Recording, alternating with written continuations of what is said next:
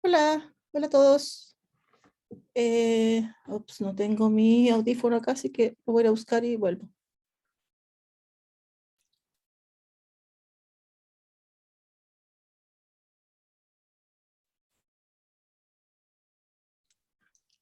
Hola Ponemos Alfredo, música mientras tanto. Hola Rosemary, ¿cómo estás? estás muteado. Mm, Creo que me tienes sin volumen. No te escucho. No, profe, sí se está escuchando.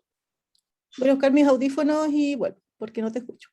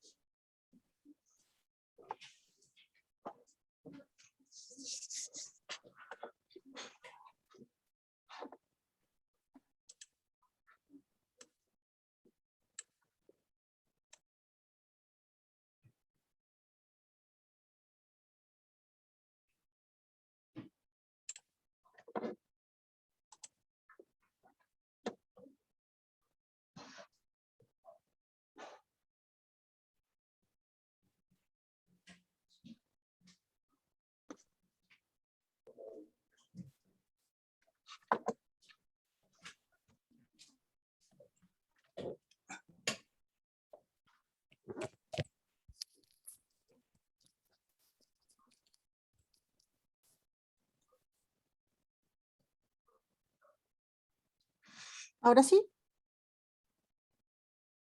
Ahora de nuevo, sí. Ya, ahora sí yo te escucho. Menos mal, me estaba asustando. Nos falta el panelista, Sí, pero eso yo me había clavado recién, así que voy a parar, que eso sería voy a grave. grabar y te voy a dar permisos. Perfecto. Listo, no voy a poder decir nada comprometedor. Entonces. No, tú me avisas y yo dejo de grabar y así nos vamos. Después la editas, después la editas. Claro, ya. Estás como confitrión, así que Perfecto. Voy a poner esto entonces para compartir y voy a presentar. ¿Se ve así como de pantalla completa? Sí, perfecto. Perfecto. Ya. Muchas gracias entonces. Oye, bueno, parto por presentarme. Yo me llamo, debería haber puesto ahí, no lo puse, ¿no? Pero me llamo Gabriel Montero.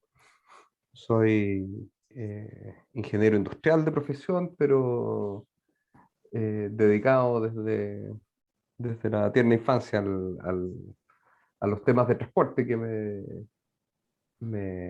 el tema que encontré mientras estudiaba y ya después no me alejé y me he entretenido mucho en esta área, digamos, en la que sigo.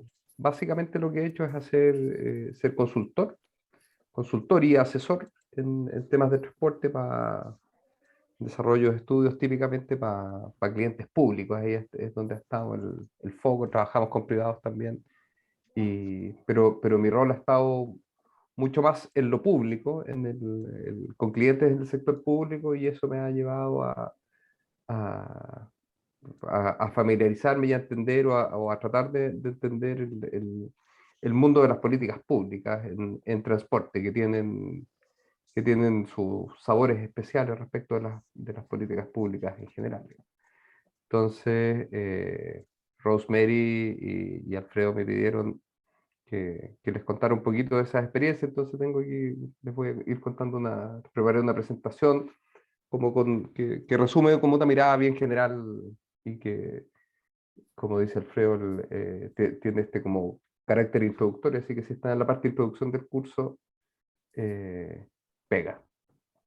El, entonces, de lo primero que los quiero convencer, ¿ah? Porque es de que el transporte es una cuestión interesante, digamos, y que es un tema interesante en general y que es un tema con interés particular en la política. Y la vinculación de la política con el transporte y el transporte con la política, y de eso les quiero hablar, me quiero tomar unos minutitos para hablar de eso. Cuando uno se pregunta por la importancia de un sector, una primera aproximación que uno tiene que tener es decir, bueno, si yo miro el nivel de actividad del país y lo separo en tipos de actividades, entonces qué tan importante es este tema que yo estoy mirando en realidad, o sea, en particular. Y en este caso, el transporte representa algo así como el 5% del PIB. Ese es un número que ha sido bien estable en los últimos años. Ahí ustedes saben que hay muchas formas de medir el PIB. Aquí está medido en billones de pesos, o sea, billones castellanos, millones de millones. Entonces el transporte anda aquí cerquita de los 10 millones de millones o 10 billones de pesos a precios corrientes, o sea, en plata contado en un peso, no corregido por otros elementos. Y entonces, claro, hay otras actividades ciertamente más importantes, como la minería o el comercio, qué sé yo, pero un 5% de la actividad nacional no deja de ser. Pero lo interesante además es que este es un punto de partida solamente, digamos, porque lo que está contado acá, como ustedes sabrán cuando uno hace las cuentas nacionales, es es la cantidad de recursos que se transan en transporte. O sea, cuando ustedes compran un pasaje de bus o un pasaje de avión o cuando alguien paga una factura de un camión, la suma de todas esas actividades es lo que está contado aquí. Pero hay un montón de partes del sistema de transporte que no están contadas acá. De partida, una parte, por eso lo marqué aquí en una cajita punteada, una parte que yo no sé cuál es, pero una parte de la construcción es obra pública de transporte. O sea, porque está, por supuesto, la construcción de los edificios, las casas, los malls, pero también gastamos una buena cantidad de plata en construir infraestructura de transporte, en construir caminos, autopistas, líneas de metro y qué sé yo, que todo está recogido en estos 13.000, perdón, 13 billones de pesos del sector construcción que alguna parte tiene.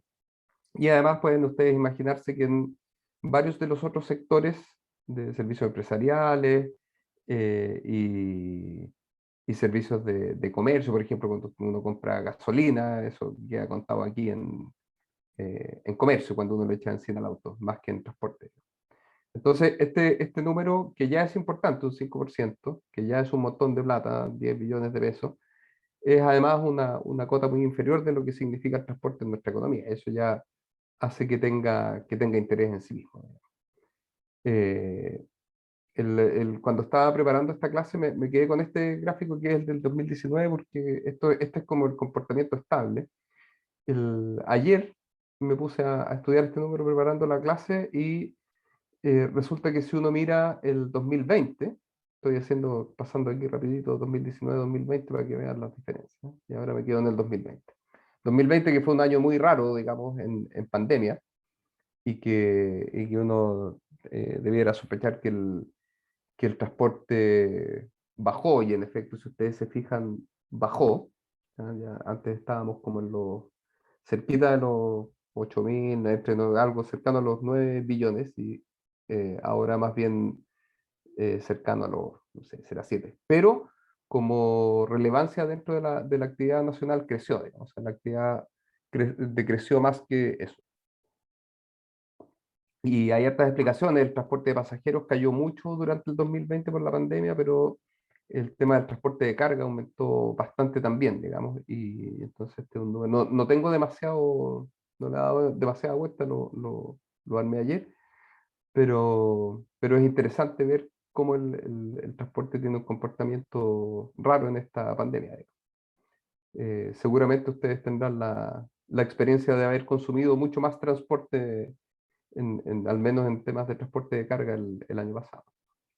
Comercio electrónico en particular tiene que haber hecho un favor en esto.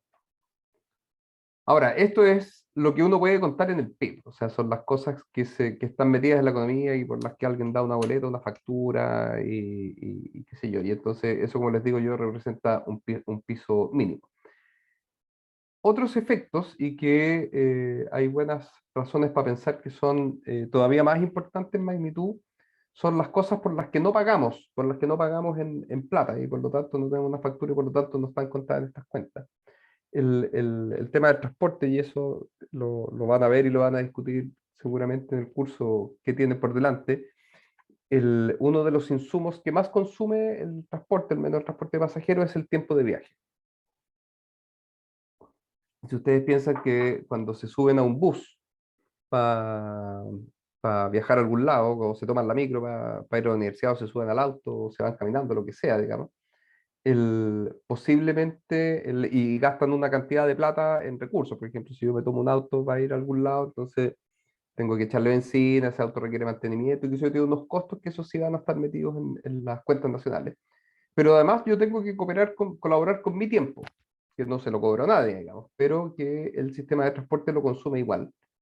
Y entonces ese tiempo tiene un gran valor, y es lo que justifica muchas de las inversiones en transporte. Cuando uno hace una evaluación de un proyecto de transporte, no sé si voy a construir una autopista o un ferrocarril o lo que sea, típicamente tengo por el lado de los costos lo que me va a gastar en construirlo, y por el lado de los beneficios tengo que posiblemente voy a ahorrar costos de viaje. Por ejemplo, si hago una autopista, entonces puede que los vehículos que anden por ahí gasten menos, porque no sé, tiene una velocidad más pareja y gastan menos combustible, qué sé yo.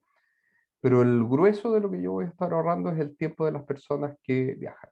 Eso no está metido en las cuentas nacionales del PIB, pero sí nos hemos dedicado los transportistas por muchos años a ponerle precio a esto para poder compararlo después con nuestras inversiones.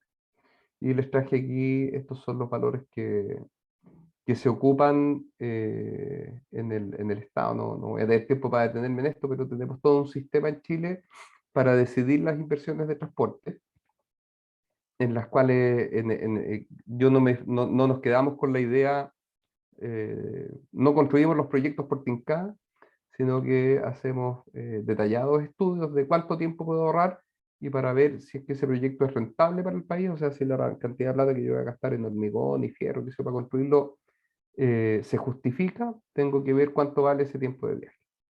Y están valores como los que están acá. 2 lucas la hora, si uno quisiera fijar un valor. Y además la sociedad está dispuesta a pagar más, el doble, de hecho, por ahorrar una hora o un minuto de espera versus un minuto de viaje.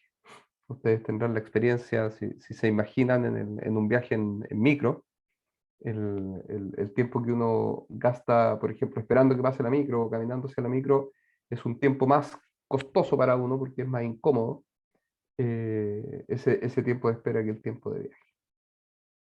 Y tenemos valores para el tiempo de viaje interurbano, ¿no? Estamos como sociedad más dispuestos a pagar por ahorrar tiempo en, en viajes interurbanos, que tiene que ver con lo que anda haciendo la gente, ¿no? Casi toda la gente que está viajando interurbano está viajando por trabajo. Y además del tiempo, que como les digo yo, es lo principal, hay un montón de otras cosas que pasan y que no están contadas en las cuentas nacionales. O sea, las actividades de transporte contaminan el aire, generan ruido, emiten gases, gases contaminantes que hacen que uno se enferme, y también gases de efecto invernadero que hacen que el planeta se caliente, y construyen cosas que son feas, y entonces echan a perder el ambiente natural, digamos, y entonces todas esas cosas, algunas hacemos algunos esfuerzos por contabilizarlas. Por ejemplo, tenemos un precio asociado a las emisiones de gases de efecto invernadero, 23 lucas la tonelada de CO2. Y muchas otras cosas no tenemos un precio en realidad, pero sabemos que ahí están, digamos. O sea, la gente se enferma cuando yo decido salir en mi auto y mi auto emite contaminantes. Esos contaminantes van a dar a algún lado, y alguien los respira y después se enferma, le da asma o no sé qué, y esa persona tiene que ir al hospital, eventualmente se muere más joven y qué sé yo. Parte de ese gasto queda recogido en el PIB de salud, pero es un producto del transporte. Entonces, hay toda una parte que no podemos ver del costo de los recursos de transporte, porque se están consumiendo en cosas que no tienen un precio directamente. Hay además pérdidas de materiales, hay pérdidas humanas por accidentes del tránsito, que son muy importantes. tenemos también un valor calculado para eso, que es una cosa bien terrible cuando uno tiene que hacer, a veces coloquialmente se le llama el valor de la vida humana, que es una forma muy fea de decirlo, digamos, pero lo que quiere decir es cuántos debiéramos estar dispuestos como sociedad a pagar por el valor probabilístico de ahorrar una vida. Entonces, si yo digo, mira, ponerle barreras a todas las autopistas del país cuesta cientos de millones de dólares y con eso yo estimo que en promedio podrían ahorrarse X vidas al año, entonces tengo que comparar con algún valor para ver si es que esa obra tiene sentido o no. Usamos este valor, teníamos hasta hace poco un valor que era como un treintavo de esto, usábamos como 2000 y tantos, 3000 UF para este valor, y hace poquitito, gracias a la lucha de varios, eh, se hicieron recálculos y una reinterpretación de lo que había que poner en juego, y ahora usamos un valor mucho más grande que debiera permitir que invirtamos mucho más en seguridad. Además, el transporte se come como un tercio del consumo energético del país. Y cuando hablamos de la crisis de energía, que nos estamos quedando sin energía, o sea, un tercio se gasta en transporte. Y por lo tanto, eso ya es relevante en sí mismo. Eso sí está metido en el PIB, el costo de esa energía, pero la importancia, la valoración de cuánto vale que el país esté o no esté en crisis energética, cómo le ponemos precio. Y además pasa un montón de cosas que ya son mucho más, están en otro ámbito de las preocupaciones, ya no económicas. Bueno, esto sí, para muchos hogares, pero económico desde el punto de vista social, digamos, para muchos hogares, para la gran mayoría, el costo de transporte es un costo importante. Piensen ustedes una persona que trabaja y gana sueldo mínimo y que tiene que tomar micro para ir y volver todos los días. Entonces resulta que solo en micro se va a gastar algo así como el 15% de su sueldo, o si no más, digamos. Si tiene que tomar dos micros, o en una ciudad donde no hay integración como en Santiago, qué sé yo, esto empieza a volverse de verdad importante. Cuando uno se hace consciente de eso, como que deja de enojarse tanto con la evasión y empieza a entender y dice, oye, bueno, ¿y qué pasaría si es que yo tuviera que gastarme un quinto de la plata, o sea, trabajar un día a la semana solo para pagar la micro? Eh, y además tiene un tremendo impacto en calidad de vida, o sea, la gente invierte su tiempo en esto y eso quiere decir que deja de invertirlo en pasarlo con su familia o en descansar, en ver series de Netflix o jugar a la pelota, lo que sea que uno quiere hacer con su tiempo, digamos. Y resulta que para mucha gente que trabaja 45 horas a la semana y además resulta que además termina viajando 10 más, entonces todo ese tiempo que perdió, digamos. Y además, por último, el transporte es el mecanismo que le permite a mucha gente poder acceder a los servicios más básicos. Educación, salud, es una problemática que uno no ve tanto cuando vive en una ciudad como Santiago o Viña, donde están algunos, entiendo, pero sí la gente que vive en muchas localidades del sur, incluso en la zona central de Chile, que está muy aislada. Hay gente que se demora literalmente horas en ir a trabajar. Me acabo de acordar, Alfredo, que hace muchos, muchos años nos tocó participar en un proyecto juntos donde analizábamos aislamiento en la cuarta región, en la región de Coquimbo, y encontrábamos gente que estaba en sectores donde no había servicios de transporte, había unos caminos de tierra, y había niños que se demoraban 2 horas caminando al colegio, 2 horas caminando al colegio, en la mañana y 2 horas de vuelta en la tarde. Y a veces una mamá que iba a dejar al niñito en la mañana, caminando 2 horas, se volvía a la casa y después lo iba a buscar al almuerzo, entonces la pobre señora caminaba no sé cuántas horas al día. Entonces, y con mucha vinculación con la pobreza. Entonces, el tema es importante, digamos, ¿ah? Podemos, o sea, ya le pega al Producto Interno Bruto, digamos, pero además tiene un montón de efectos que hacen que uno encuentre interesante. Yo por eso me entretengo y me dedico con harto entusiasmo a los temas de transporte, porque me quiero imaginar siempre que en las cosas que estamos haciendo estamos ayudando a que estas cosas mejoren, a que alguien se va a demorar menos, a poder llegar más temprano a la casa, a que menos gente se va a enfermar de asma por contaminación, y que con nuestro pequeño granito ayudaremos a que el planeta se caliente un poquito más lento. Eh, y esta importancia del transporte se ve reflejado, y este es un ejercicio que yo hago cada vez que alguien me invita a hablar de estos temas, hago el mismo ejercicio, me meto en el día que hago la presentación, que en este caso fue ayer, me meto al diario y digo, a ver, encuentro cosas de transporte y no falla, digamos. ¿Ah? Entonces, pero me gusta mostrar un par de ejemplos siempre porque habla de la amplitud de las cosas que uno termina dedicado o puede terminar dedicado cuando se involucra con temas de transporte. Que, por ejemplo, aquí hay un camión que tuvo un problema de seguridad, entonces tenemos temas de seguridad del tránsito. Aquí tenemos en las cartas al director, siempre hay gente opinando, aquí la secretaria los encargados de seguridad del Ministerio de Transporte, hablando sobre la importancia de los proyectos que ellos están impulsando, ley de convivencia y el proyecto de fiscalización automática. Los proyectos de inversión en transporte están siempre en la prensa, en las noticias económicas, típicamente porque son proyectos de gran inversión y que generan gran impacto en la actividad. La gente del transporte de carga siempre está muy interesada en mirar estos proyectos porque les ayuda con sus cadenas logísticas. Tenemos discusiones eternas sobre cuáles son las principales formas de abordar esto, si tenemos que hacer más caminos, o tenemos que hacer más trenes, y hay discusión muy relevante sobre eso. Aquí un académico de la Universidad Católica del Paraíso, comentando un informe del BID que tiene una estimación de que Chile se gasta, ¿se acuerdan que yo les hablaba de la plata que nos gastamos en cosas que no se pagan?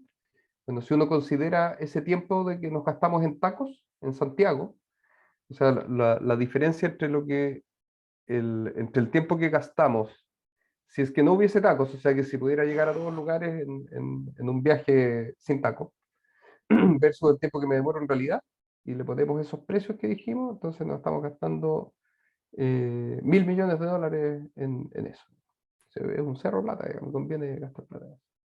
El aeropuerto de Santiago, no sé, el efecto del COVID en los seguros de accidentes, que sea, o sea, todas estas son noticias de ayer. Salieron ayer en algún medio, digamos, solo en un día. Digamos, yo a ustedes los invito a hacer el ejercicio cada día y van a encontrar siempre muchos temas vinculados. Y lo otro es la vinculación de la política y del transporte y la política. Yo voy a pasar muy rápido por esto, digamos, pero les voy a dejar ahí en la presentación los links para el que quiera interiorizarse, digamos, pero esta secuencia la hice a propósito bueno, ustedes lo van a descubrir solitos, digamos, el año 49, cuando González Videla era presidente, se aumentó en una chaucha el precio una chaucha se llamaba la moneda de 20 centavos, se aumentó en una chaucha el precio del transporte público, y entonces hubo manifestaciones de estudiantes y obreros, carabineros en las calles, muchos heridos y muertos, condujo a la creación de la CUT. Y uno empieza a mirar las cosas que han pasado en los últimos años y me parece conocido, digamos, ¿no? Y después del 57 de nuevo, había una crisis económica, el gobierno impulsó unas medidas muy liberales que tenían que ver con internalizar costos y qué sé yo, y entre otras cosas aumentó el transporte público y de nuevo, grandes enfrentamientos, muertos en las calles, 5.000 heridos, fue el fin político del presidente Ibáñez, digamos, y radicalización de los partidos de izquierda, y de nuevo se parece mucho a lo que hemos vivido en el último tiempo, ¿cierto? Y otros grandes eventos políticos relacionados con el transporte, uno de los eventos que fue posiblemente uno de los principales detonantes del fin del gobierno de Allende, fue el paro que le hicieron los camioneros, que estaban enfrentados políticamente a las políticas que impulsaba el Estado y además con financiamiento y ayuda externa. Entonces mandaron un paro y se paralizó el país. Y muchos dicen que este fue el inicio del final del gobierno. Si ustedes se fijan, menos de un año después el gobierno cayó. Y esto terminó obligando a Allende a poner militares en el gabinete, una cosa bien dura para él poder superar esto, digamos, y fue el principio del fin. El 2002, cuando Lagos estaba haciendo la segunda renovación del sistema de transporte público, que había sido la primera en los 90, fue noticia nacional que los empresarios de buses se oponían al cambio, hicieron esto, fueron y pusieron los buses en las principales autopistas de la ciudad y la cerraron. Y estuvimos una semana, o no sé, varios días trancados y varias semanas hablando de esto, digamos, y los conductores de esto, o los dirigentes gremiales presos con ley de seguridad del Estado, una cuestión. Finalmente esta batalla la ganó Lagos, digamos, y logró impulsar su licitación. Pero lo hizo tambalear. En el caso de Lagos, como además ganó la batalla, lo terminó al revés, lo terminó favoreciendo y lo reimpulsó, digamos. En el 2017, de nuevo, muchos dicen que la implementación de Transantiago fue de nuevo el principio del fin de Bachelet, que había tenido, o sea, en realidad, fue el principio, después de este gobierno de Bachelet, fue el primer gobierno de Piñera. Y muchos dicen que no habría habido en realidad opción de terminar con la hegemonía de la concertación que duró de los 90 hasta Bachelet. Y esto fue lo que lo terminó liquidando, digamos. La gente dijo, no quiero más esto, quiero un cambio, digamos. Entonces tuvimos gobierno de derecha por primera vez en, no sé, 40 años o más. Estoy contando, claro, gobiernos electos.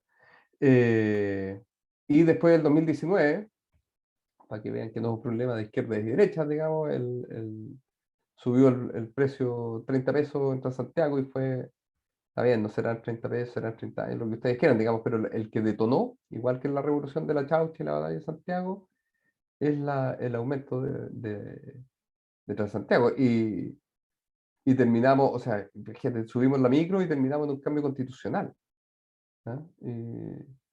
Y hoy día acaba de preguntar si, bueno, y si no hubiéramos subido la micro.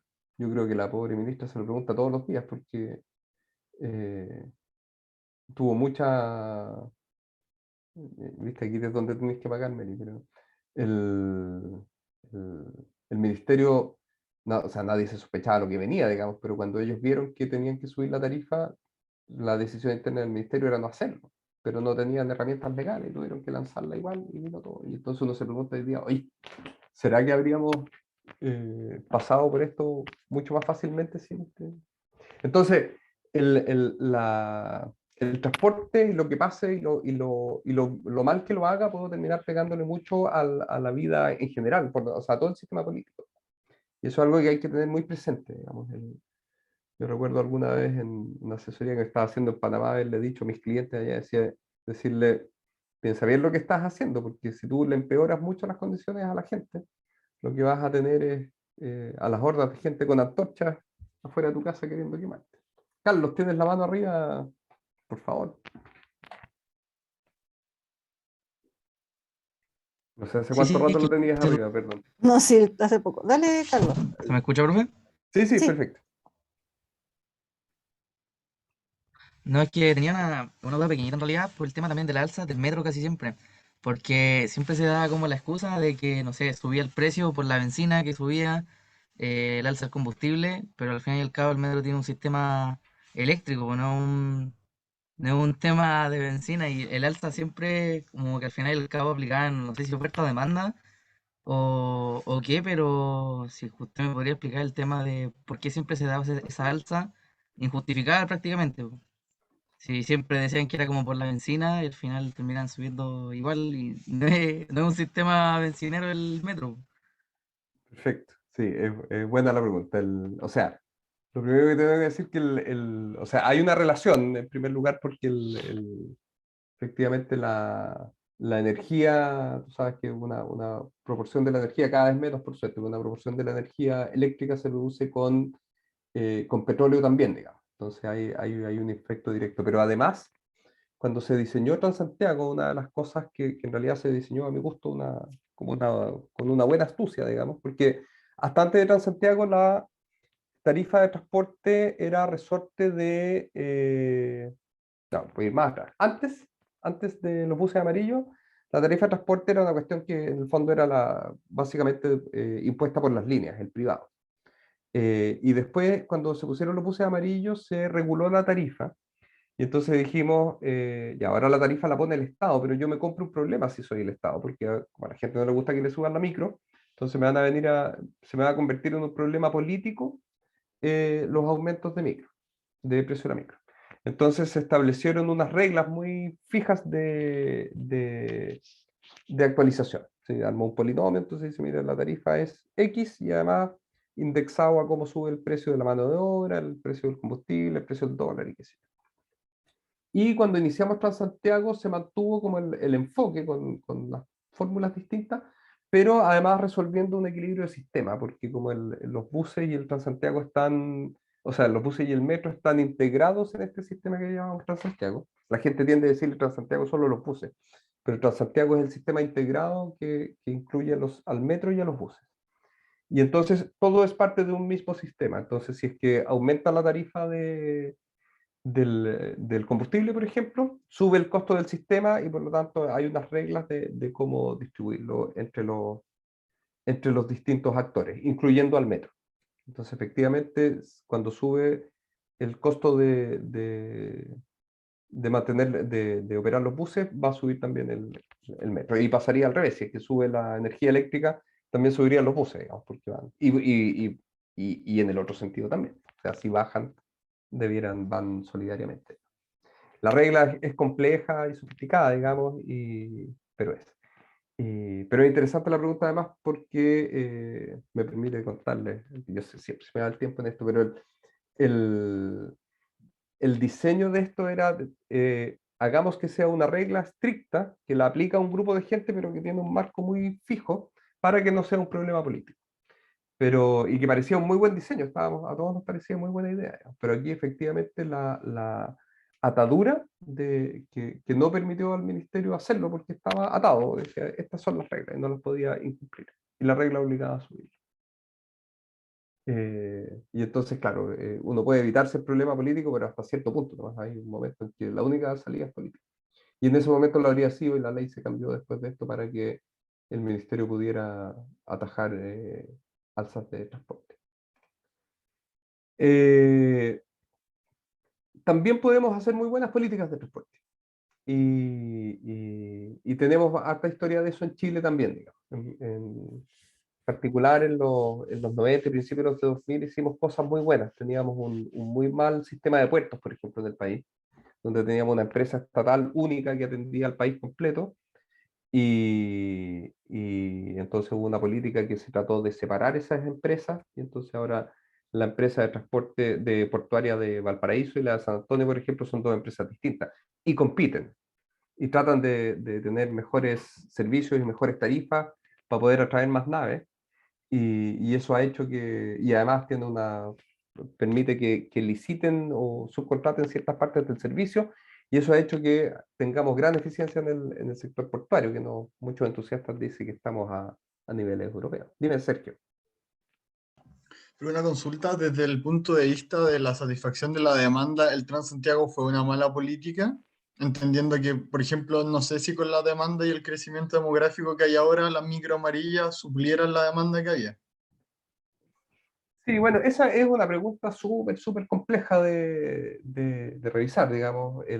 La primera aproximación es que, claro, efectivamente, Transantiago es, al menos en su puesta en marcha, una política muy fallida, digamos, y claramente falló esa foto que te mostraba yo de hordas de personas en la calle sin poder subir al bus, dan cuenta clara que a una respuesta negativa a tu pregunta. O sea, el sistema no fue capaz de adaptarse a la necesidad de transporte de la gente. Y eso lo vimos o sea, el desastre del primer día, que uno ya lo puede entender porque el primer día es como cambiarse casa, todo es más difícil.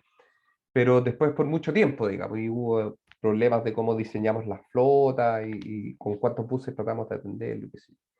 Pero cuando uno hace la mirada de largo plazo, porque hay mucha gente que sigue defendiendo, siguió defendiendo por mucho tiempo y decía, hoy nos deberíamos haber quedado con los buses amarillos. Pero la verdad es que ese sistema tampoco era viable.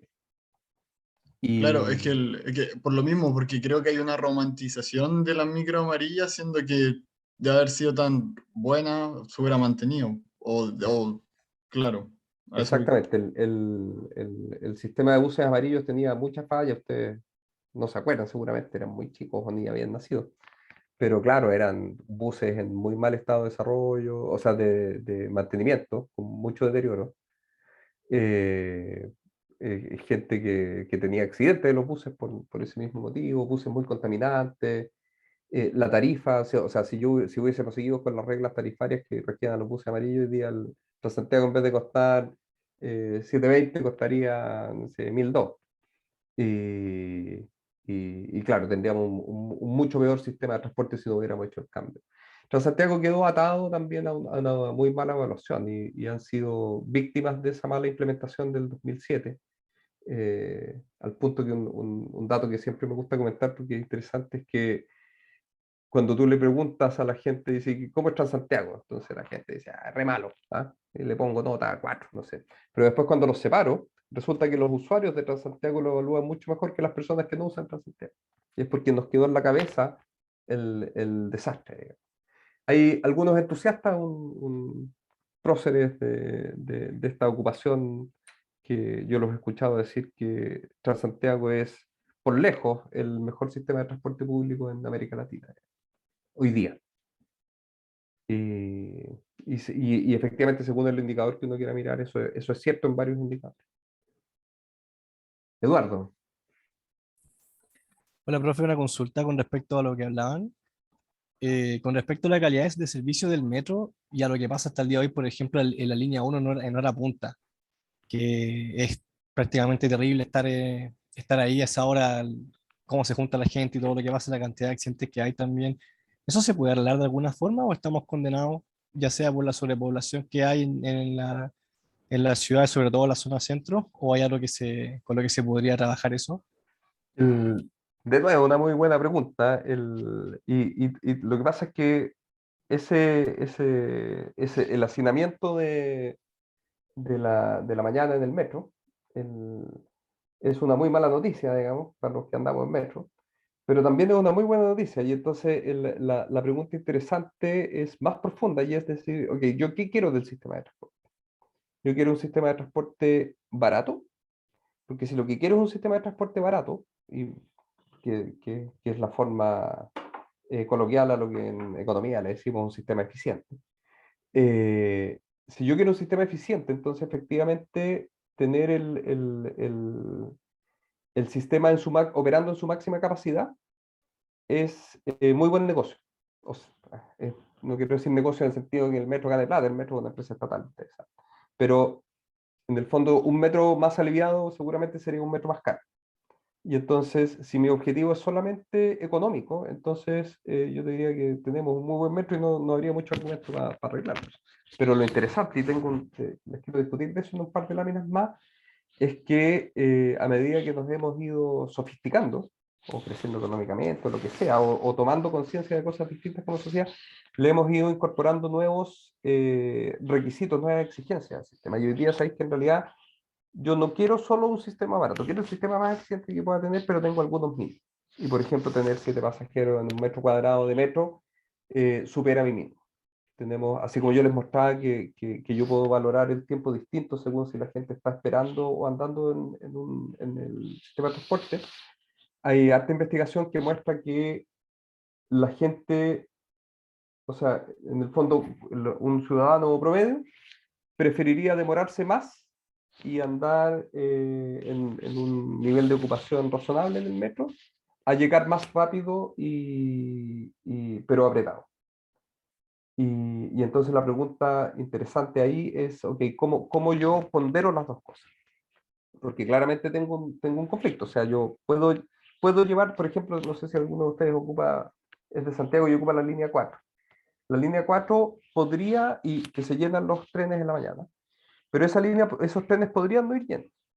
Porque la línea, o sea, yo podría hacer pasar trenes más seguidos. La línea 1 estamos perdidos, porque los trenes van todos los seguidos que pueden. Y la única forma de descongestionarla es construir, por ejemplo, una línea paralela. Pero en la línea 4 yo podría meter trenes. Y entonces andaría la gente más holgada. Pero sería más caro. Y entonces, ¿qué preferimos? Y esas son parte de las decisiones de política que son re interesantes.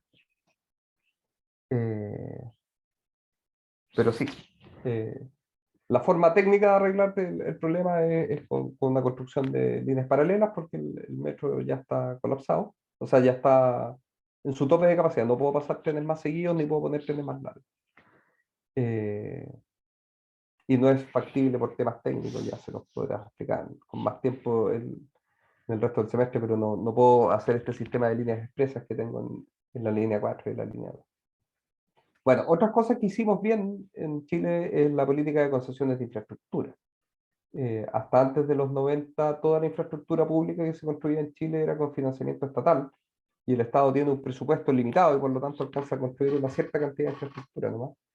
Pero si yo necesito más que eso, entonces el financiamiento y operación de obras públicas por parte de privados es lo que ha permitido o sea, un cambio brutal de la infraestructura de transporte en el país. O sea, y de nuevo mucha gente está de acuerdo en que no habría sido posible el nivel de desarrollo de comercio internacional, por ejemplo, que Chile tiene hoy día con las autopistas que teníamos en los 80. No caben todos los camiones que queremos llevar al puerto, por ejemplo, si no tuviéramos la ruta 68 concesionada. El sistema de transporte público y sus transformaciones, particularmente en los 90, estos buses amarillos de los que recién los pelábamos, pero para la época, o sea, el cambio de los buses que había en los 80 a los buses de los 90 fue un cambio muy positivo y muy que permitió controlar las tarifas, se estaban disparando, los buses tenían, esa era la época en que uno iba al centro de Santiago y volvía con el cuello de la camisa negro. Y la gente se caía por el piso del bus, ¿ah? El suelo del bus a veces eran tan viejos que se le hacían hoyo y los tapaban con unas tablas y se caían, era un desastre. Y ese cambio fue muy positivo. Después nos quedamos atrás, digamos, con los cambios siguientes, digamos. Pero ese fue positivo. Y hoy día, en las cosas recientes, la introducción de la electromovilidad en transporte público ha sido un proceso bien exitoso, que tiene varios detractores, uno puede encontrar críticas sobre los mecanismos de financiamiento, y hay varias cosas. Pero lo cierto hoy día es que fuera de China, la flota eléctrica de transporte público más grande del mundo está en Santiago. Y se están licitando 40 buses en Antofagasta y 170 en Arica y no sé cuántos más en Copiapó, y qué sé yo. Y entonces ahí lo estamos haciendo bien. Y los ministros de transporte se quejan siempre porque tiene que ver con estas teorías del marketing, digamos, de cómo uno valora las cosas, digamos, pero eh, en general los felicitamos poco por las cosas que hacen bien y son muy notorias las cosas que hacen mal, digamos, pero hay muchas cosas que hacemos bien. El sistema de revisiones técnicas que tenemos en Santiago, nuestra red de metro, todas estas cosas, o sea, en Chile, perdón, las revisiones técnicas y el metro de Santiago son cosas que hemos hecho bien en el último tiempo. Eh, Déjame detenerme un momento en la pregunta que yo les hacía al principio: ¿por qué la vinculación tan importante de Estado y transporte? Porque lo que si ustedes se van a pensar y comparan el transporte con otras industrias, entonces uno se da cuenta más o menos rápido que el Estado tiene un rol muy importante en transporte, que no tiene, por ejemplo, no sé, en comercio. Nosotros tenemos, no sé, la industria de los malls tiene algunas reglas laborales y de construcción, pero relativamente pocas. En transporte está todo definido por el Estado. El Estado define los estándares. Tú no podés comprar cualquier auto en el mercado mundial. Tiene que cumplir unas reglas que impone el Estado. Y además tiene facultades para ir y revisar en la calle que se cumplan esas cosas. Y si tú no lo cumples, te sanciona. Te pasa multa. Otorga permiso y licencia. Nadie necesita un permiso para ir a vender camisas al mall, pero si tú quieres manejar un taxi necesitas un permiso especial que solo te lo puede dar el Estado. Regula las tarifas en algunos casos. O sea, de nuevo, no sé, pues las tarifas de las casas no están, los precios de las casas no están regulados. Yo puedo vender mi casa en lo que sea que alguien esté dispuesto a pagarme. Transporte no. O sea, en algunas modalidades de transporte no. Yo no puedo, si soy un taxista en Santiago, no puedo cobrar lo que yo quiera. Tengo que cobrar, o en cualquier ciudad, digamos, tengo que cobrar lo que puedo cobrar. Y, y los buses cuestan lo que cuestan. Y además el Estado construye, a veces directamente, pero la mayoría de las veces contrata a alguien que le construya la infraestructura. Eso no se imaginaría, por ejemplo, en el comercio, ¿no? Volviendo al Estado construyendo mall. ¿Por qué? ¿Ah? Pero sí el Estado construye caminos. No son los privados los que están construyendo caminos. Y cobra impuestos y pone subsidios. La mitad de la plata que cuesta el Transantiago la pagamos con tarifa, la otra mitad es subsidio. Eh, Incluso a veces opera servicios de transporte. Hay una zonas aisladas donde la Fuerza Aérea tiene su propia línea aérea, por así decirlo. El Estado operando, y además recolecta, hace un tremendo esfuerzo en recolectar y difundir información. Entonces, una pregunta que por lo menos a mí siempre me ha parecido interesante es decir, bueno, ¿y por qué? ¿Por qué es tan distinto el transporte de otros sectores? Y además lleva a esta reflexión que está entre paréntesis, digamos, que si uno se va a dedicar a esta cuestión, de nuevo, yo cuando uno conversa con alguien que trabaja, por ejemplo, en el comercio, no tiene tanta relación con el Estado y por lo tanto no sabe tanto. Aquí yo te aseguro que cualquier dueño de camión o conductor de taxi sabe quién es el Ministerio de Transporte, conoce las leyes, sabe lo que es el decreto 202 y qué sé yo. Estamos, toda la gente que trabaja en la industria del transporte está muy vinculada con la acción estatal y con la política pública, porque si no lo entiendes no podría operar en el negocio, ¿verdad? Porque para poder, o sea, hasta para poder manejar, necesito una licencia que me otorga el Estado. Tengo que entender desde ahí para arriba, ¿verdad? Y por eso es muy importante entenderlo. Cualquier ingeniero que se vaya a dedicar a esta cuestión tiene que entenderlo y además tiene que muchas veces, que el rol que a mí me parece más entretenido, modificar estas políticas o sugerir cómo modificarlas. Una forma que uno tiene para explicar por qué pasa eso es que, bueno, claro, como es una industria tan importante y afecta la vida de las personas, entonces ya, claro, por eso el Estado. Pero la verdad que uno no alcanza a explicar con eso porque eso pasa en muchas otras industrias también. ¿Y por qué el transporte es distinto? Y yo tengo dos formas complementarias de explicarlo. La primera es que es como la argumentación económica, que uno la puede, y como tren de pensamiento se lo copia a una profesora española, que se descuelga el tema así. Dice, mira, yo puedo, si es que se cumplen ciertas condiciones ideales, esto es lo que llamamos modelo de competencia perfecta, entonces los mercados funcionan y asignan los recursos y pasa todo lo que tiene que pasar para llevar la economía a una situación de optimalidad en la lógica de Pareto, y por lo tanto no necesito Estado. Pero, hay un libro muy bueno que se llama No existe tal cosa como el mercado libre. ¿Ah? No, el mercado sin restricciones en realidad es una utopía, digamos, no existe porque al menos necesito tener Estado para poder tener mercado. ¿No? ¿Se imaginan ustedes que no tuviéramos un Estado que pudiera resguardar los derechos de propiedad y meter presos a los estafadores y evitar que si a mí me gusta tu auto, yo vaya y lo agarre y me lo lleve, como era en el Far West, en las películas que uno ve? Entonces no podríamos tener mercado, no tendría sentido el mercado. O sea, que al menos necesito un Estado para que eso funcione. Pero eso es cierto para todos los mercados. Otra cosa que es cierta es que no todos los equilibrios de Pareto son iguales, no todos son igual de bonitos. Eh, y, por ejemplo, yo podría tener dos situaciones de igual eficiencia económica donde todo el recurso está concentrado en unas pocas personas, o podría tener ese recurso mucho más repartido y parece que como sociedad nos gusta mucho más lo segundo, digamos. Y entonces aparece como un segundo rol del Estado, además de preservar lo básico para que existan derechos de propiedad en mercados operativos, es que al menos hay un rol del Estado en redistribuir los recursos para no tener unas distribuciones o sea, no sé cómo llamarlas, tan indeseables, donde todos los recursos estén concentrados en pocas personas, a lo cual podría conducir el mercado. Entonces el Estado puede intervenir y así lo hace, digamos, mediante impuestos y subsidios, ordenar y redistribuir un poquito. Y ahí aparece un segundo rol mucho más claro y con amplio interés en los temas de transporte por las cosas que hemos conversado.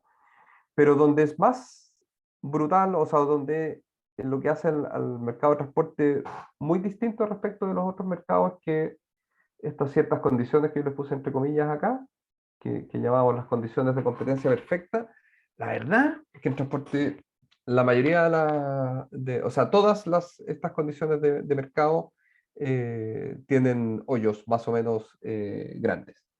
Y entonces, si yo dejara que el mercado operara sin hacerme cargo de eso, entonces tendríamos unos equilibrios muy indeseables.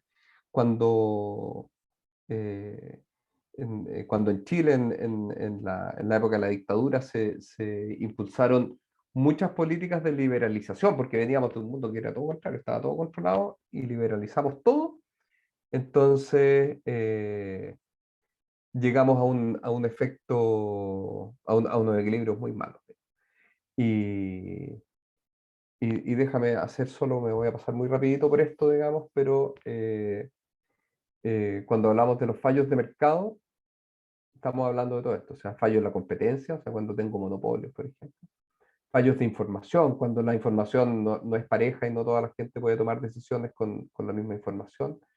Cuando hay externalidades, o sea, cuando el costo que percibe la sociedad no es igual al costo que percibe una persona. Si yo, como les decía, saco mi auto y contamino, y alguien más se enferma y le da asma y tiene que hospitalizarse, yo no percibo ese costo, entonces estoy tomando una decisión como si andar en auto fuera más barato de lo que en realidad es. Hay problemas de bienes públicos, mercados incompletos, y qué sé yo. Hay toda una literatura de esto, yo les voy a dejar en la presentación, no me voy a detener, pero les voy a dejar un listado que ocupo yo en otras clases también, para cada uno de estos fallos, una discusión, por ejemplo, el fallo de la competencia y ejemplos en transporte de por qué no se cumple. ¿Ya? Como he hablado mucho, no me voy a detener en estas láminas, pero se las dejo. Y entonces, pero el concepto que me interesa dejar es esto, uno puede ser todo lo liberal que quiera, pero en transporte las condiciones de competencia perfecta no se cumplen. Y por lo tanto aparece aquí un rol muy importante para el Estado en hacer esa corrección. Recuérdame, Alfredo, ¿hasta qué hora vamos a estar? La clase termina a las 7:40. Perfecto, me voy a apurar entonces para que dejemos unos minutillos para conversar al final. Entonces, insisto, este es el concepto que a mí me gusta dejar. O sea, hay muy buenos argumentos económicos para que incluso el más liberal de los liberales se convenza de que no podemos dejar en transporte en general que los mercados operen libremente porque las condiciones de competencia no se cumplen. No se cumplen tanto que cuando los dejamos sin regulación alguna, en general llegamos a unos equilibrios muy malos. Y eso obliga a estar muy atento, digamos, porque el mercado es muy creativo y está todo el tiempo inventando cosas y tenemos Uber, digamos, y si no sabemos cómo regularlo bien, vamos a llegar a un mal equilibrio. Y entonces este es el rol principal económico para el Estado, para estar interveniendo. Ahora los Estados fallan, ya les cuento cómo, pero antes de eso, y a la pregunta que comentábamos hace un rato sobre la calidad por ejemplo, el hacinamiento, y es que no todos los fines que persiguen los sistemas de transporte son económicos, ni son fácilmente medibles. Y esto es bien interesante, este orden de objetivos que uno puede exigirle al sistema están puestos aquí con una cierta lógica. Yo efectivamente quiero un sistema eficiente, porque quiero que el sistema sea barato, porque tenemos restricción de recursos como toda actividad en la economía y por lo tanto, mientras más barato es mejor. Y si uno mira todas las políticas de transporte más antiguas, de los años 50 estoy hablando, todo lo que queríamos era lograr conectar los lugares y tener un transporte eficiente. Pero después nos han empezado a preocupar otras cosas con el paso del tiempo, la equidad, por ejemplo. Yo no quiero que la gente enfrente un sistema de transporte inequitativo. Hoy día, por ejemplo, veía hace un par de días un análisis en Valparaíso de la antigüedad promedio de los buses según sector de la ciudad. Y resulta que, claro, para ir de Reñaca al centro, porque la queja era que los buses de Valparaíso son malos, pero uno miraba las estadísticas y en realidad no son tan malos, pero resulta que están muy mal distribuidos. ¿Ya? Y si yo quiero ir como les decía, a Reñaca, Valparaíso, tengo unos buses más bien nuevos, pero si quiero ir del plan de Valparaíso a Los Cerros, tengo puros buses viejos. Y entonces tengo unas inequidades territoriales o sociales que quiero evitar, digamos. Entonces me empiezan a aparecer esos objetivos. Y después En los 60 o 70 empezamos a hablar de temas de seguridad, que antes no importaban, en los 50, decía yo quiero llegar rápido. Pero en los 70 dijimos, oye, ¿sabéis que además no quiero morirme en el sistema de transporte, o no quiero que la gente se muera? Y después en los 70, 80 nos empezamos a preocupar por la sustentabilidad y queremos que los sistemas no contaminen lo menos posible. Y más recientemente nos hemos empezado a preocupar de otras cosas, de la calidad. Y ya no me da lo mismo andar apretado que andar cómodo, digamos. Y entonces empiezo a entrar en conflicto con mis otros objetivos. Y además ahora quiero un sistema que sea inclusivo, porque resulta que ya no es aceptable que si tengo una discapacidad, por ejemplo, no puedo utilizar el sistema de transporte. Estamos en una etapa del desarrollo de este país donde decimos, ¿sabes qué? No. Si es que vamos a hacer sistema de transporte, tienen que incluir a toda la gente. El Alfredo trabaja mucho en eso. Y además me voy a preocupar de la geopolítica. Y quién sabe qué más, digamos. ¿Eh? Por ejemplo, los temas de equidad de género en el transporte es un tema del que nadie hablaba hace 5 años, nadie hablaba. Y hoy día tenemos toda una línea de decir, oye, ¿sabéis qué? Yo quiero que el sistema de transporte se haga cargo de las diferencias de cómo lo usan hombres y mujeres. Porque no hacen los mismos viajes y porque no tienen las mismas condiciones y porque, no sé, las mujeres suelen hacen más viajes de cuidado, entonces andan con más paqueras, andan con niños, y entonces el sistema no puedo ser ciego a eso, porque voy a hacer un mal sistema de transporte para la mitad de la gente. Y hace nada eso no nos importaba, nadie hablaba de eso. Y hoy día estamos preocupando. Y en 5 años más, quién sabe de qué más nos vamos a preocupar, digamos. Entonces hace el desafío y la pregunta de cómo mejorar el sistema que hacía alguno de ustedes, la hace más compleja todo el tiempo porque quiero mejorar muchas cosas. No voy a saltar, como les decía, todas esas láminas para detenerme en otra cosa que hay que tener siempre muy a la vista, porque entonces uno se puede confundir que entre todas las cosas que queremos lograr del sistema de transporte, estos distintos objetivos que les digo, y además todos los argumentos económicos para intervenirlo, pero ojo que en general no hay garantía. O sea, el Estado puede hacer cosas que nadie más puede hacer. Puede poner reglas, puede hacerlas cumplir, me puede cobrar multas, puede hacer un montón de cosas, digamos. Tiene el poder coercitivo que no tiene el privado y por eso el Estado puede hacer un montón de cosas. Pero no es infinitamente sabio y infinitamente bondadoso. Y entonces muchas veces, y esto es una cuestión que queda muy en claro cuando uno diseña política pública y que mucha gente no tiene claro, y dice, aquí hay una externalidad, así que obvio que voy a intervenir. Ya, pero ¿tienes información suficiente para intervenir? Muchas veces el Estado, yo puedo identificar conceptualmente el problema, pero ¿y si no tengo datos para poder hacer una buena intervención? Y además, de vuelta, los privados tampoco conocen cómo el Estado está tomando sus decisiones y por lo tanto aparecen un montón de desconfianza. Esta decisión la está retomando el Estado porque efectivamente es lo mejor para todos, o no será que alguien aquí está haciendo alguna otra cosa. Por otro lado, todas las acciones del Estado significan transferencias de renta. O sea, eso quiere decir que el Estado hace una política pública y quiere decir que recursos que están aquí los mueve a mano para allá. Y eso genera mucho incentivo a que las personas que se pueden ver afectadas positiva o negativamente por las regulaciones vayan a poner toda la presión que puedan en el Estado para que las decisiones se tomen en su favor. ¿Ya?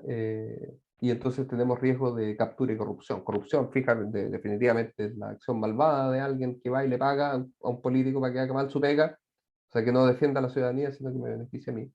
Pero aún antes de eso tenemos riesgos de captura. Cuando yo estoy regulando una industria que conozco mucho, tengo mucho riesgo de terminar regulando sentado en la mesa con el directamente afectado, que por ejemplo un operador de transporte, pero no en la mesa al que yo estoy tratando de defender, que es la ciudadanía, que no se sienta en las mesas en general, porque es un ente sin representación y qué sé yo. Y tengo además una serie de problemas de decisiones colectivas. Y de nuevo vuelvo a la pregunta, por eso me gustó la pregunta que hicieron hace un rato, ¿qué es el bien común? ¿Qué es mejor? Cuando yo voy a mejorar el sistema de transporte, ¿qué voy a mejorar? ¿Cuánto estoy dispuesto a transar en eficiencia económica versus calidad o en hacer unos buses más cómodos para las mujeres? Yo tengo la necesidad o el objetivo del mejoramiento o de la seguridad vial. Entonces yo quiero evitar accidentes del sistema de transporte, pero no estoy dispuesto a gastar infinito en eso. Y entonces, ¿cómo resuelvo eso? es interesante. Entonces, acá yo digo, todo el mundo dice, mira, mi idea es para mejorar el sistema, sí, pero tu idea de qué es un sistema mejor y la mía no es trivial ponernos de acuerdo. Y ahí sí tenemos algo harto que aportar los ingenieros en ayudar a establecer reglas y métricas para medirlo.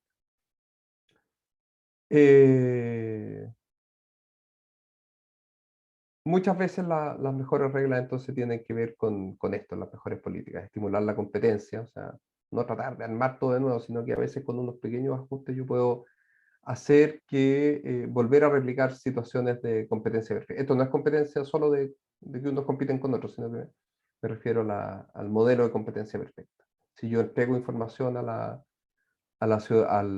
mercado y me aseguro de que no haya monopolio o los controlo o evito barreras y qué sé yo, y tomo todas mis decisiones muy transparentemente y potencio que la gente se autorregule. Muchas veces estas políticas que son menos vistosas, pero pueden conducir a mejores resultados. Para hacerlo bien, y esta es la última reflexión con la que me voy a quedar, hay como un camino típico que es como obvio, digamos, haga un buen diagnóstico, piense sus opciones y haga una política estructurada.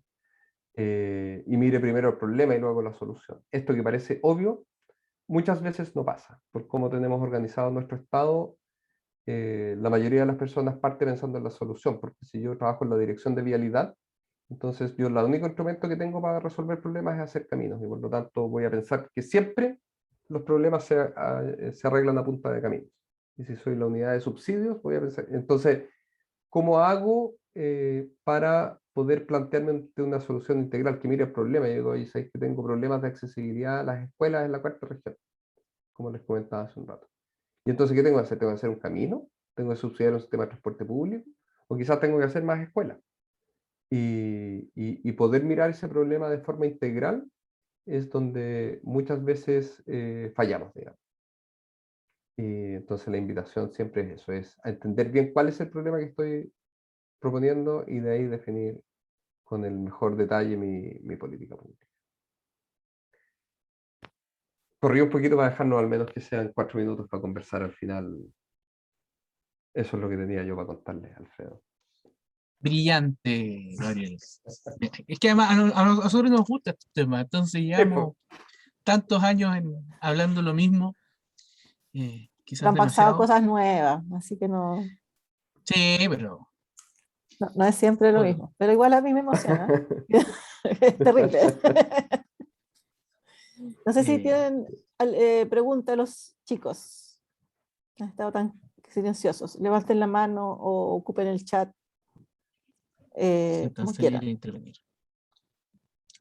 Recuerden que respecto de esta charla hay que hacer la minuta, unas minutas resumen, y que cualquiera de lo que ha explicado Gabriel es perfectamente una pregunta de la primera prueba. De hecho, yo ya tomé apuntes para hacer 2. Sergio. Sergio. Con respecto a cuando dice que una de las mejores formas de, una forma estatal de disminuir o hacer más eficiente el transporte, aumentar la competencia, ¿se refiere a competencia dentro del mismo transporte? Me refiero a qué tipo de competencia, como al licitar más buses para que vengan a Chile, o por ejemplo, de otros medios de transporte como crear más ciclovías, fomentando competencia no solo entre empresas, sino que entre medios de transporte. Todas las anteriores, te diría, y todas las anteriores y más. O sea, cuando yo digo competencia, estoy pensando en la competencia efectivamente que o sea, hemos aprendido que cuando yo tengo una industria y más de una persona está compitiendo por llevarse a los clientes en general, eso nos lleva a mejores equilibrios porque se esfuerzan y se ponen creativos y tratan de ofrecer mejores servicios y más baratos y qué sé yo. Cuando hay poca competencia, eso no pasa. Y entonces, efectivamente, incorporar competencia en los mercados donde no se está dando, donde está muy concentrado, es bueno. Y además abrir los mercados, digamos, para que haya competencia intermodos, por ejemplo, como lo que tú mencionas. Digamos, si yo tengo un mejor sistema de bicicleta, tengo más opciones al uso del auto o a los buses, y que yo, por lo tanto, tengo más competencia, más opciones y debiera llegar a un lugar más eficiente. Pero, como dije, quizás muy a la rápida, cuando yo digo competencia, ahí no estoy pensando solo en esa competencia, sino que en las condiciones de competencia. Por ejemplo, una condición de del modelo de competencia perfecta dice que todos los usuarios o todos los actores tienen que tener acceso a la misma información. Y esa información tiene que ser completa y ojalá fuera perfecta, ojalá hubiera poca incertidumbre. Entonces, cuando yo como Estado, por ejemplo, incorporo más información para que la gente pueda tomar mejores decisiones, entonces estoy ayudando a una mejor sensación, a una mejor situación de competencia. Por ejemplo, si es que una idea que yo he perseguido por algún tiempo con poco éxito, el Estado tiene hoy día facultades para obligar a las empresas de buses a publicar sus precios. Entonces digo, bueno, ¿por qué Estado usted no los recoge todos y los pone en un portal? Y entonces, bueno, yo antes de ir a comprar el bus y decidir si voy a tomar Turbús o bus ahumado o Pullman Bus, no sé qué, voy y me meto al portal y digo que si quiero ir a Viña, ¿cuáles son mis opciones? Y entonces tengo más información. Hoy día estoy limitado porque si me meto a la página de Turbús, veo Turbús. Y si voy al terminal de Turbús, veo los buses de Turbús. Pero no supe si es que me podría haber encontrado una mejor oferta para mí con un mejor bus o una tarifa más barata o más rápido, lo que sea, en buses ahumados. Si es que el Estado pudiera proveer más información, estaría mejorando la competencia no solo entre Turbus y Ahumada, sino que permitiendo que se cumplan mejor las condiciones de competencia perfecta que son las que llevaron al señor Adam Smith hace mucho tiempo a decir que el mercado podía asignar. Y lo otro, ¿qué cree usted que la demanda genera la oferta, que la oferta genera la demanda en el transporte? Yo diría que como en todos los mercados es un equilibrio. O sea, la gente, yo quiero viajar en la medida de que el beneficio que me provoca la actividad que yo voy a realizar en mi destino es mayor al costo de transportar. Entonces, si es que yo disminuyo los costos de transporte, por ejemplo, teniendo un mejor sistema de transporte, voy a querer viajar más y por lo tanto voy a aumentar la demanda, digamos. Entonces, es como en todos los mercados, el mercado va buscando su equilibrio entre ambas cosas, digamos. Gracias. Pedro, Sí, Pedro. quería decir gracias por la charla, muy informativa. Y la otra era, mi pregunta era en relación como, ¿qué parámetros definen cuándo hay que actualizar las tecnologías en términos de transporte? Porque, por ejemplo, sé que en Santiago el metro y el Transantiago, los buses de allá, usan tarjeta, por ejemplo, para pagar. Entonces, que en otras partes se sigue pagando con moneda. Entonces, me da curiosidad en qué momento se va a ver el cambio o si va a haber cambio de por sí. Buena Porque, pregunta. sí, El- el- ¿cuándo, y- y- ¿Mm? cuándo se genera ese cambio de ya tenemos que cambiar por comodidad, por mayor eficiencia, por optimizar? Esa es mi duda. Gracias, gracias. Claro, yo quisiera poder contestarte con más certeza sobre esa pregunta. Pero lo que te puedo decir es que para algunas cosas hemos logrado ir haciéndonos de unas reglas. Y entonces yo te puedo decir que mira, en función del flujo que yo observo en un camino, tenemos ya algunas reglas preestablecidas que dicen, mira, si pasan más de 200 autos al día, este camino más conviene que esté pavimentado que sea de tierra, y si pasan más de 800, más vale que nos pasemos a doble calzada, y si pasa no sé qué, ¿ah? Y hemos logrado hacer esas reglas, o decir, mira, si en una intersección requiero o no requiero semáforo, tenemos esas reglas más o menos armadas. Para otras cosas más sofisticadas, como las que dices tú, cuando me paso a sistema de pago electrónico, es mucho más difuso.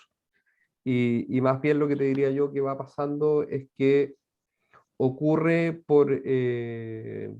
en saltos cuánticos de cosas que una cosa que no tuvimos tiempo para hablar, pero en el fondo hay momentos en que ciertos temas se imponen en la agenda nomás, por demanda social, o porque la tecnología se hizo más barata, qué sé yo, y aparece. Si tú me preguntas a mí si debiéramos tener sistemas de pago electrónico en el resto de las ciudades de Chile, claro, sin duda. En Valparaíso el sistema de pago electrónico en el metro funciona muy bien, digamos, y está integrado con buses en algunos lugares y hasta con ascensores y troles últimamente. Eh, y en Concepción también tenemos un poco de eso, pero en el resto no, digamos. Pero no tengo una regla, así como yo te dijera, mira, en las ciudades de más de 50.000 habitantes, no hemos logrado hacer eso. Y en esa y muchas otras cosas estamos como todavía un poco a la deriva de que justo emerja el proyecto que lo gatille o una demanda social que lo solicite y que se termine imponiendo. Ok, gracias. De nada. Estupendo. Estamos ya sobre la hora, así que agradecerle a Gabriel por la buena disposición. O sea, Gabriel ha tomado mucho tiempo personal y ha sorteado muchas vicisitudes personales para estar con nosotros. Así que Se doble agradece. agradecimiento, se agradece mucho, mucho. Yo me gustaría que prendieran las cámaras porque quería tomar una foto de algunas caras. Los veo tímidos, no sé qué les pasó hoy día. Y nada, así que Gabriel, muchas gracias a todos, muchas gracias por tu presentación y espero que a todos los chicos les haya servido para ver que cuando hablamos con Rosemary no somos los únicos que estamos disvariando con estos temas. Hay más transportistas del mundo. No, gracias a ustedes por la oportunidad. A mí me encanta hacer esto, me encanta conocer gente nueva. Y este es mi tema. A todos los loquitos nos gusta hablar de nuestro tema, así que yo encantado. Ya, Gabriel, muchas gracias. Y chicos, nos estamos viendo, nos estamos leyendo en las Recuerden próximas que clases con tienen Rosemary. una semana para la minuta. Sí, así que dudas por los foros, por correos, o en la próxima clase, porque hay clase el lunes y hay clase el miércoles, así que tienen tiempo para preguntar antes. Sí. Después te las mandamos, Gabriel, para que las corrijas. Perfecto. Ahí estaré atento. Súper. Cambié mi correo, sí. Ya. Nos Chao, que vemos. estés bien. Suerte a todos. Chao, Gracias, les Gabriel. vaya bien, nos Chao. vemos. Chao.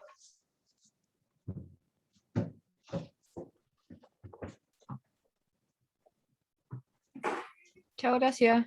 Chao.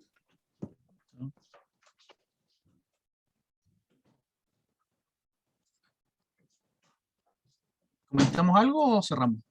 No, ¿Necesitas cerramos. hablar? ¿Ya? Ok. No hay problema. Yo ahora Tú paso subes la la presentación. grabación. Sí. Hoy se nos Ujú. olvidó pedirle la presentación, obvio. Pero dijo que